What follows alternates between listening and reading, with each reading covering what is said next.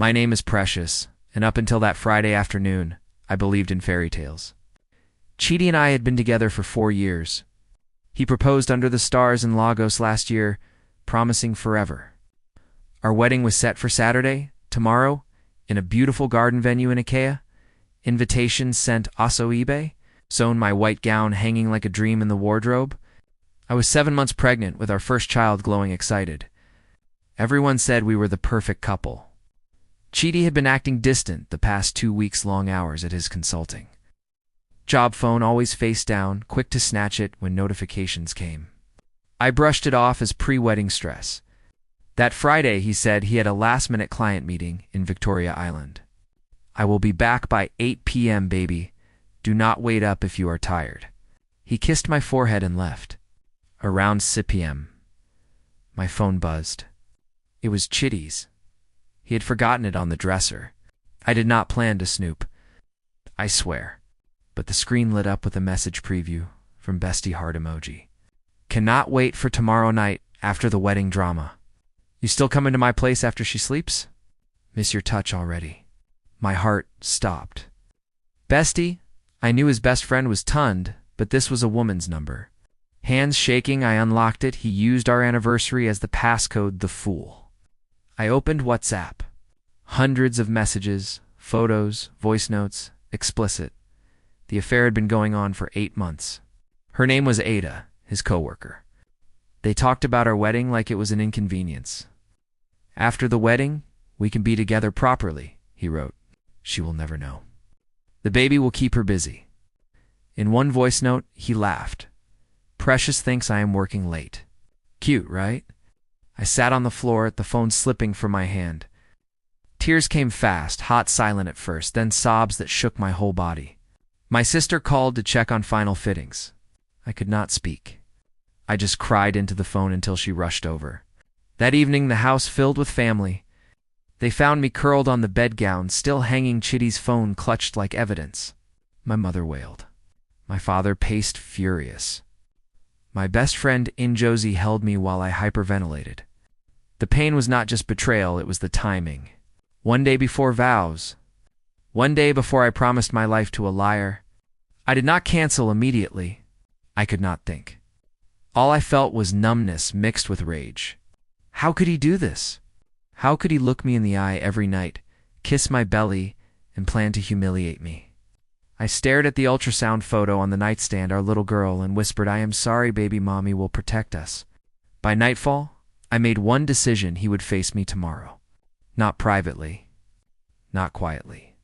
In front of everyone who came to celebrate our love. Karma, they say, is patient. Mine was about to arrive early. The next hours passed like a fog. Ngozi stayed, read every message with me, cursing under her breath. This man is evil, she said. Do not let him win. My sister arrived with food I could not eat. My mother prayed, Nan, stop asking God why he allowed this. Chidi texted around 10 p.m. Meeting ran late, babe. Crashing at a hotel nearby. See you in the morning. Love you, love you. The words burned. I did not reply. Instead, I saved screenshots, every single one. I backed them up to my cloud, emailed them to myself. Evidence. Around midnight, I called Ada. Yes, I had her number from his contacts. She answered on the 3rd ring. Hello. It is Precious, I said, voice steady, despite the tremor. Silence. Then who? Chidi's fiancé? The one he is marrying tomorrow? The one carrying his baby? She gasped. I did not know it was this serious. He said you were separated. Liar, I whispered. You knew? You both planned this. I hung up before she could lie more. Her number blocked. By 2 a.m., I was pacing the living room. Family tried to convince me to cancel quietly, save face, avoid gossip. But the humiliation he planned for me. No. He wanted to parade me in white while plotting nights with her. I wanted the truth to burn bright. I wrote a speech. Not vows, a revelation. I printed the worst messages, highlighted the dates. I practiced in the mirror, tears streaming. Today was supposed to be our happiest day.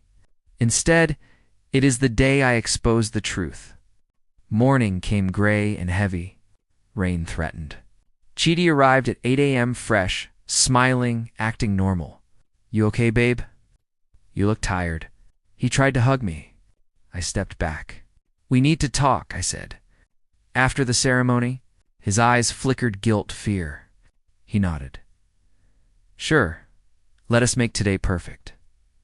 Perfect. The word tasted like poison. Guests started arriving. Aunties and gel uncles and Igbata friends taking photos. Everyone congratulated us.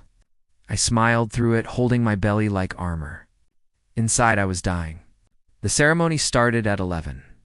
I walked down the aisle on my father's arm veil, hiding red eyes. Chidi stood at the altar, handsome in his suit, smiling like nothing was wrong. The officiant began. When it was time for vows, I raised my hand. "Wait," I said, voice clear over the murmurs. "I have something to say first." The crowd hushed. Chidi's smile faltered. I lifted my veil. Everyone could see my tears now. "Family, friends, thank you for coming." Today was supposed to be about love. But love built on lies is not love. I pulled out my phone, connected it to the projector we rented for a slideshow of our memories.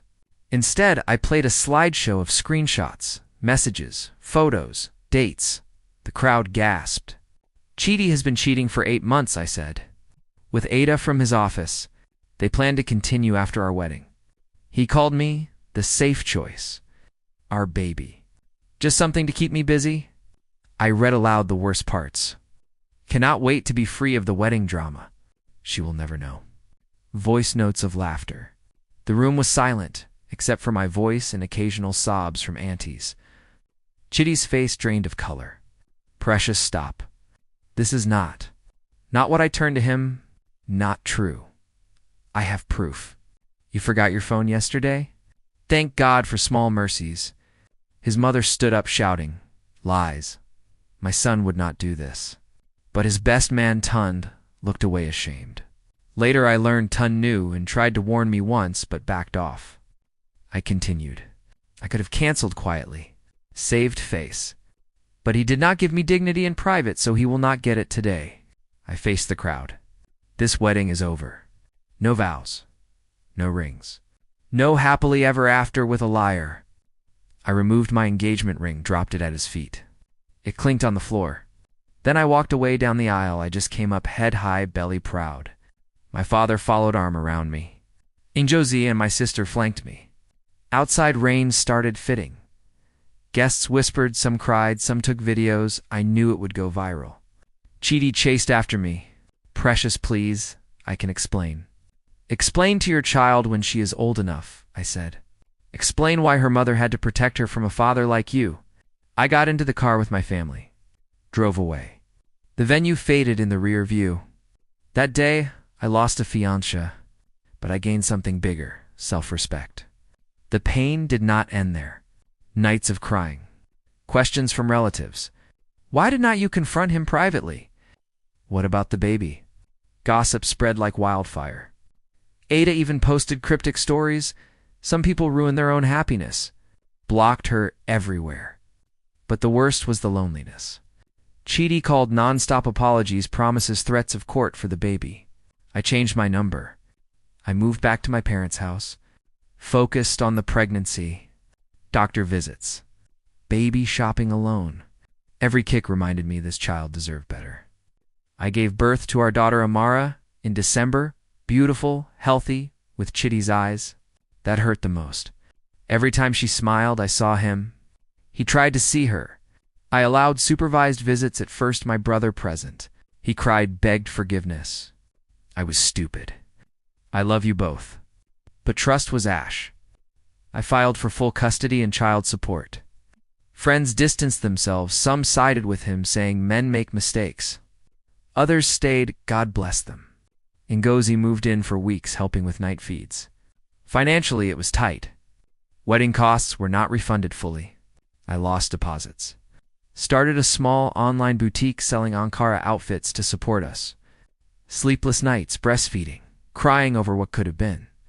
Chidi's family turned nasty. His mother called me bitter, said I ruined his life.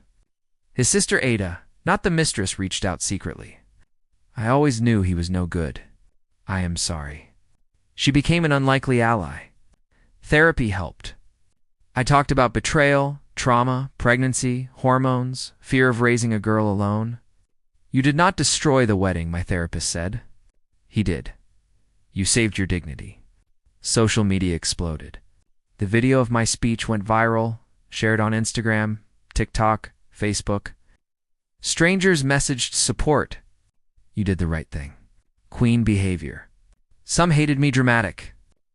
But the love outweighed.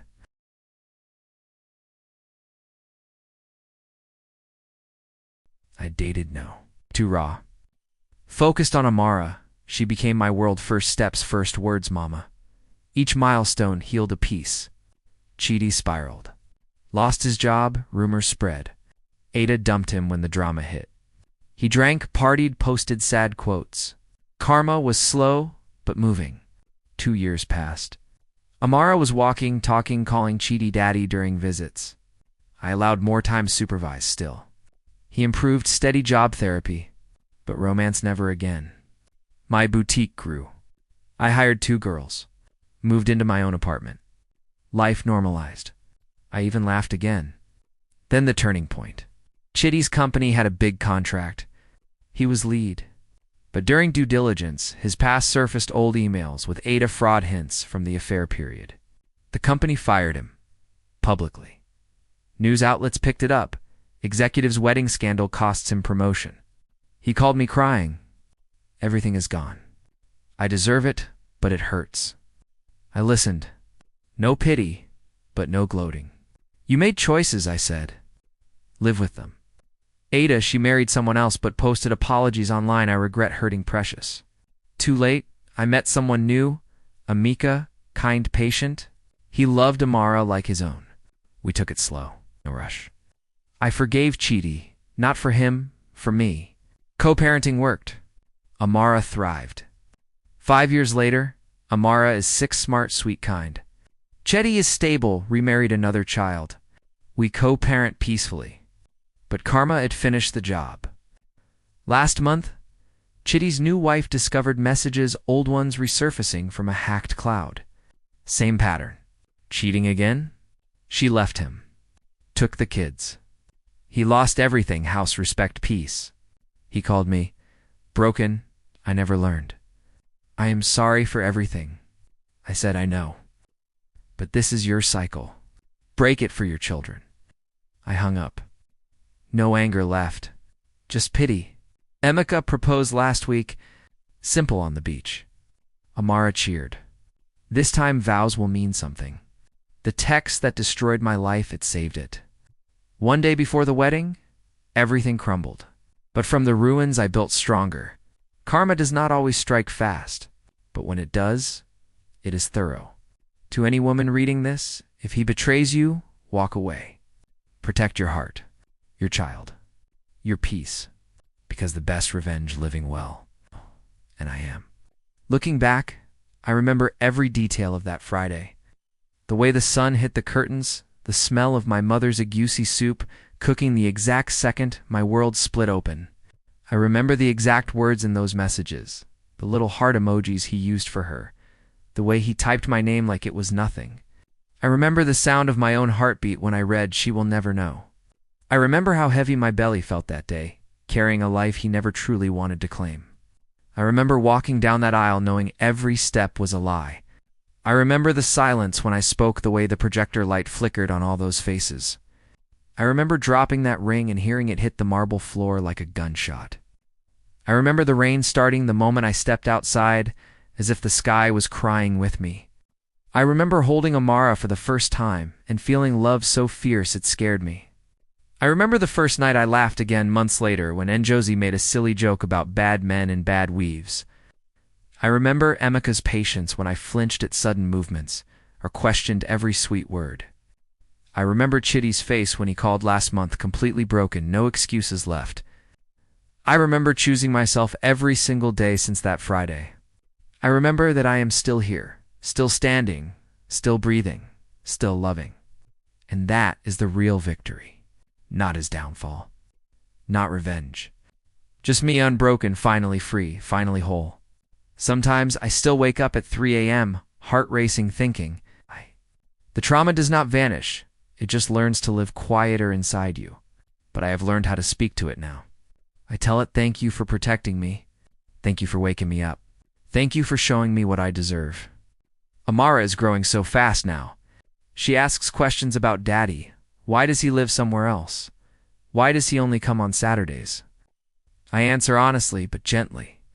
Daddy made some mistakes and we needed space to be happy. She accepts it because children are wiser than we think. She loves him in her small, pure way, and I do not take that from her. I just make sure she knows she is safe with me always. My boutique is doing very well now. I have a small shop in Lekki, Phase 1, and an online store that ships across Nigeria and even to the UK and US. Customers love the story behind it, how I started from nothing after the worst day of my life. Some of them share their own stories in the comments: heartbreak, betrayal, survival. It has become a community. Women supporting women. I never expected that. Emeka is wonderful. He is not trying to replace Chidi. He is building something new with us. He cooks Sunday jollof for Amara. He reads her bedtime stories. He holds me when the memories get loud. He proposed with a simple silver ring. No big diamond, no show. Just love. I said yes because I trust him. I trust myself now too. Chidi still calls sometimes, mostly about Amara's school fees or visitation schedules. Sometimes he slips in an apology. I listen. I do not comfort him. I do not hate him either. Hate takes too much energy. I just let him carry his own consequences. Ada disappeared from social media after her marriage fell apart. I heard she moved back to her village. I do not wish her harm.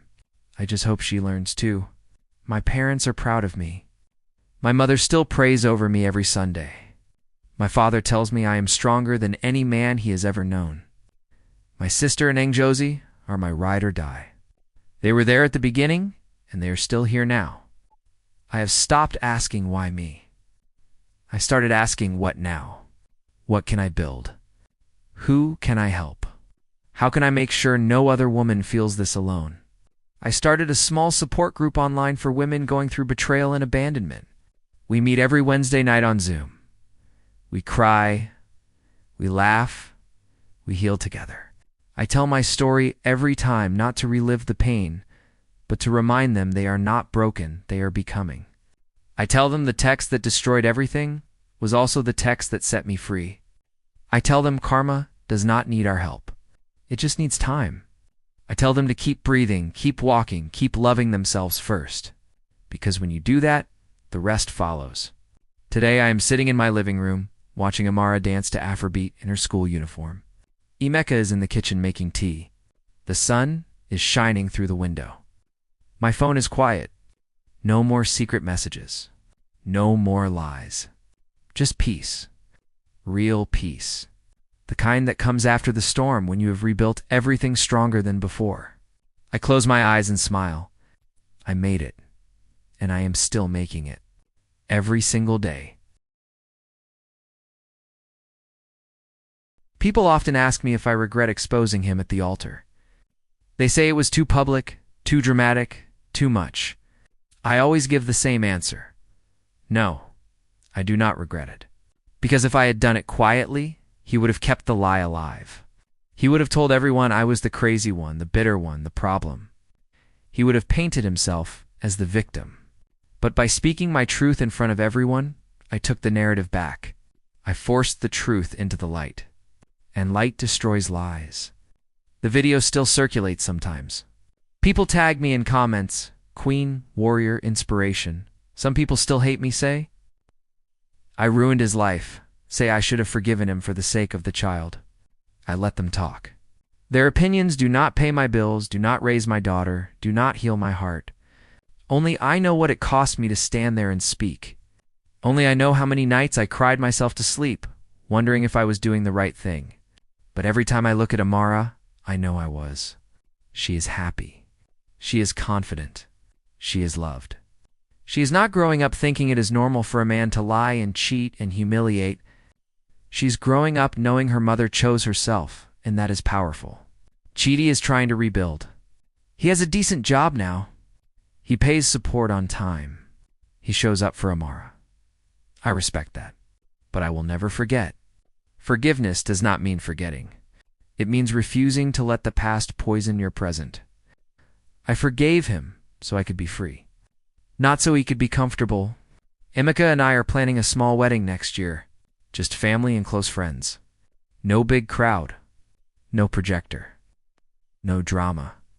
Just love, the real kind. The kind that shows up every day. The kind that does not need secrets.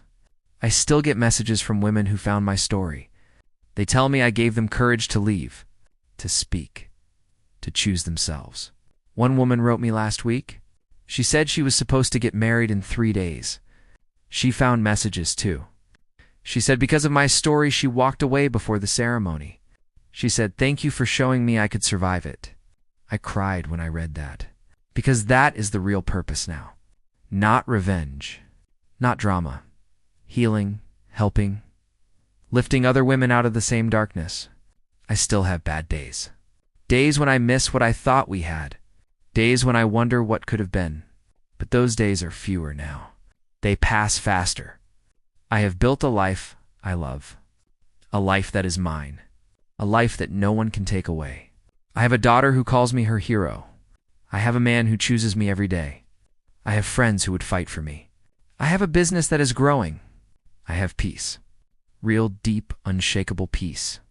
And that is worth more than any wedding, any ring, any promise that was never true.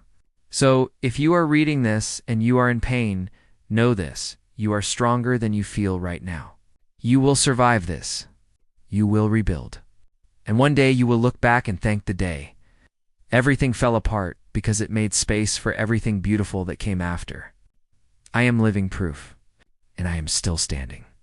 Years have passed now, and the story still lives in my heart, but it no longer controls me. Amara is 9 years old this year, smart, funny, full of light.